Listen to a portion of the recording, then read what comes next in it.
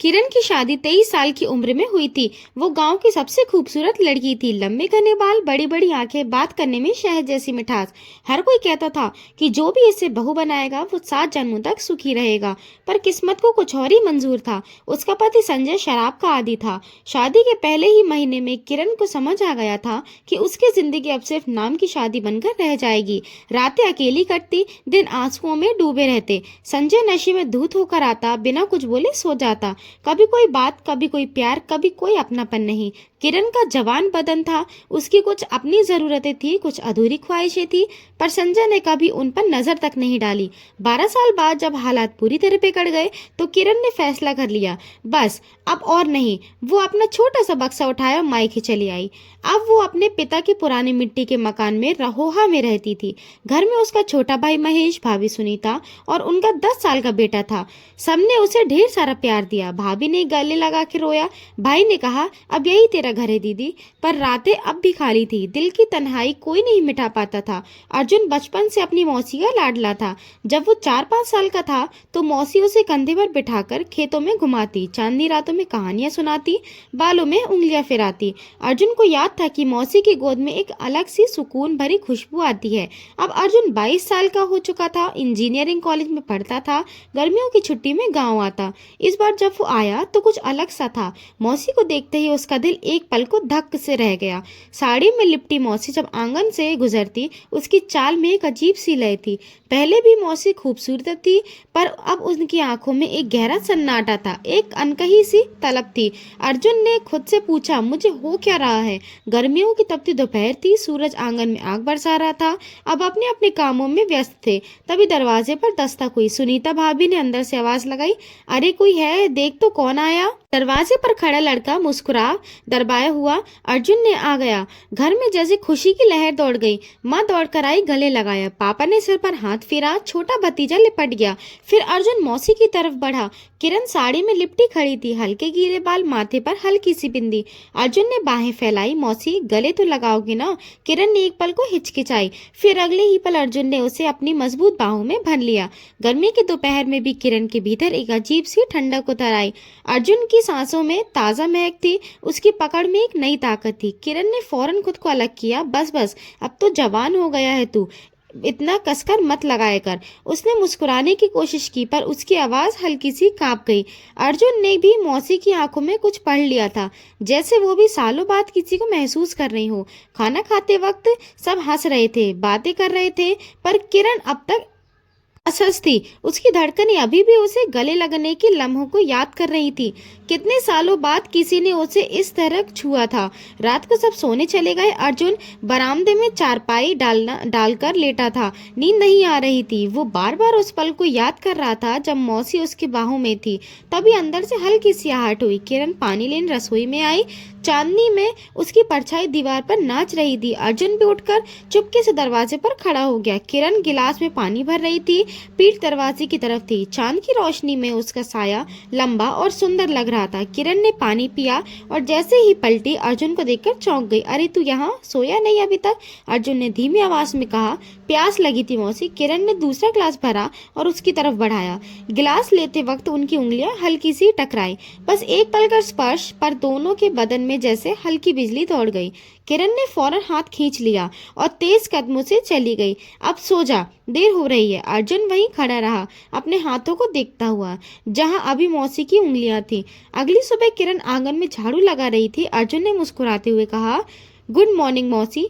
किरण का हाथ एक पल को रुक गया। उसने जल्दी से कहा, जा मुंह हाथ धो ले, चाय तैयार है। फिर वापस झाड़ू में लग गई, पर उसकी नजर अर्जुन से नहीं मिली। दोपहर में हल्की हल्की हवा चल रही थी, पर वातावरण में एक अजीब सी गर्मी थी।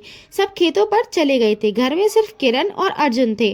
किरण नहाकर कमरे में आई। भीगे बालों से पानी टपक रहा था, गर्दन से होते हुए पीठ तक जा रहा था। वो अलमारी खोलकर एक हल्की नीली साड़ी निकाल रही थी। अर्जुन बरामदे में बैठा था, पर उसकी नजर बार बार मौसी के कमरे की तरफ उठ रही थी। वो खुद से कह रहा था, मुझे क्या हो रहा है। तभी हल्की हवा चली और कमरे का दरवाजा थोड़ा सा खुल गया। अर्जुन की नजर अंदर चली गई। वो एकदम ठिठक गया। किरण आईने के सामने खड़ी थी। भीगी साड़ी बदन से चिपकी हुई थी। उसकी सांसें हल्की तेज थी। वो बाल पोंछ रही थी। अचानक उसकी नजर दरवाजे पर पड़ी। दोनों की आंखें मिली। एक पल को सब कुछ थम सा गया। किरण का चेहरा लाल हो गया। वो जल्दी से पल्लू ठीक करने लगी, पर उसकी आंखों में एक अजब सी चमक थी, एक घबराहट थी। अर्जुन को पहली बार लगा कि मौसी ने भी उसे ऐसे ही देखा था जैसे वो मौसी को देख रहा था। किरण ने हल्की कांपती आवाज में कहा, तू तू यहाँ क्या कर रहा है? अर्जुन हड़बड़ा गया। कुछ नहीं मौसी, हवा से दरवाजा खुल गया था। किरण ने गहरी सांस ली और दरवाजा धीरे से बंद दिया, पर वो नजरें सब कुछ कह गई थी। उसके बाद कई घंटों तक किरण अर्जुन के सामने नहीं आई। शाम को जब सब लौटे तो सब सामान्य था, पर रात फिर बेचैन थी। किरण को नींद नहीं आ रही थी। वो करवटें बदल रही थी। उसके दिमाग में बार बार वही तस्वीर घूम रही थी। अर्जुन की गहरी नजरें, ये मैं क्या सोच रही हूँ? वो मेरा भतीजा है। पर दिल झूठ नहीं बोल पा रहा था। बरामदे में अर्जुन भी जाग रहा था। वो मौसी का भीगा चेहरा, वो घबराहट, वो कांपती आवाज, सब कुछ याद कर रहा था। रात के 11 बज चुके थे। घर में सन्नाटा था। किरण को लगा बाहर थोड़ी हवा चल रही होगी। वो धीरे से बरामदे में आई, पर अर्जुन पहले से वहां बैठा था। दोनों की नजरें मिली। किरण ठहर गई। अर्जुन ने हल्की मुस्कान के साथ कहा, नींद नहीं आ रही मौसी? किरण ने धीरे से कहा, तुझे भी नहीं आ रही? वो पास वाली चारपाई पर बैठ गई। चांदनी रात थी। हल्की ठंडी हवा चल रही थी। अर्जुन मौसी के चेहरे को ध्यान से देख रहा था। खुली जुल्फे, हल्के कांपते होंठ, वो आंखें जो कुछ छिपाने की कोशिश कर रही थी। किरण ने नजरें फेर ली, फिर धीरे से बोली, सो जा अर्जुन, रात बहुत हो गई। वो उठने लगी, पर जैसे ही उठी उसने महसूस किया कि अर्जुन उसे वैसे ही देख रहा था जैसे कोई मर्द पहली बार किसी औरत को देखता है। किरण का दिल जोर से धड़का। वो तेजी से अंदर चली गई, पर हल्की हवा चल रही थी। सब खेतों पर थे। घर में सिर्फ किरण और अर्जुन थे। किरण आंगन में बैठकर सब्जियां काट रही थी। सूरज ढल रहा था। उसकी नारंगी रोशनी उसके चेहरे पर पड़ रही थी। अर्जुन बरामदे में बैठा था। किताब हाथ में थी, पर नजरें मौसी पर थी। हवा से जब जब मौसी की जुल्फे उसके चेहरे पर आती, अर्जुन का मन बेचैन हो जाता। तभी अचानक किरण का हाथ कटते कटते बचा। हल्की सी आवाज निकली। अर्जुन तुरंत दौड़ा आया। मौसी, ध्यान कहाँ है? किरण ने मुस्कुराने की कोशिश की। कुछ नहीं, बस ये हुई। हवा चली, पल्लू सरक गया। अर्जुन ने अनायास उसे संभाल लिया। उसके हाथ किरण की कमर पर एक पल को रुक गए। दोनों की सांसें थम सी गई। किरण ने खुद को छुड़ाया, मैं ठीक हूँ बेटा, पर उसकी आवाज कांप रही थी। जब उसने नजरें उठाई तो अर्जुन अब भी उसे गहरी नजरों से देख रहा था। किरण का गला सूख गया। वो जानती थी कि अब ये महज इत्तेफाक नहीं था। उस रात किरण की नींद फिर नहीं आई। वो करवटें बदलती रही। उसके दिमाग में बस एक ही तस्वीर थी, अर्जुन की। वो नजरें, वो मजबूत उंगलियां। ये गलत है, वो मेरा भतीजा है। पर सच ये था कि उसका मन अब खुद से भी झूठ नहीं बोल पा रहा था। बरामदे में अर्जुन भी जाग रहा था। वो जानता था कि मौसी उसे नजरअंदाज करने की कोशिश कर रही है, पर उनकी तेज सांसें, कांपती आवाज बता रही थी कि वो भी अब इन एहसासों से अछूती नहीं रहती। तभी अंदर से हल्की आहट हुई। किरण धीमे कदमों से बरामदे में आई। उसके बाल खुले थे, हवा में लहरा रहे थे।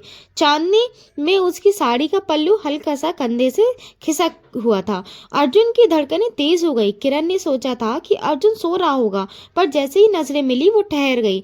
अर्जुन ने हल्की मुस्कान के साथ कहा, मौसी आप भी नहीं सोई? किरण ने धीरे से कहा, नींद नहीं आ रही थी। उसकी आवाज हल्की कांप रही थी। वो पास वाली चारपाई पर बैठ गई। अर्जुन अब भी उसे देख रहा था। चांदनी में उसका चेहरा हल्का लाल था। किरण को लगा कि अर्जुन उसे वैसे ही देख रहा है जैसे कोई मर्द किसी औरत को देखता है, पर हैरानी की बात यह थी कि उसे बुरा नहीं लग रहा था। तभी हवा चली और उसके बाल उसके चेहरे पर आ गए। अर्जुन ने रहा नहीं गया। उसने धीरे से हाथ बढ़ाया और किरण के चेहरे से जुल्फे पीछे की। किरण का पूरा बदन सुन्न हो गया। इस बार उसने खुद को नहीं रोका। उस रात के बाद कुछ भी पहले जैसा नहीं रहा। नजरें मिलती तो झुक जाती, पर दिलों में एक मीठी सी कहस हमेशा के लिए बस गई। गर्मियां खत्म हुई, अर्जुन चला गया, पर वो चांदनी रातें, वो अनकहे लम्हे दोनों के दिलों में जिंदा रहे। तो दोस्तों, ये थी वो गर्मियों की अनकही दास्तानें जो नज़रों से शुरू हुई और दिल तक पहुंच गई। अगर पसंद आई हो तो लाइक करो, चैनल सब्सक्राइब करो।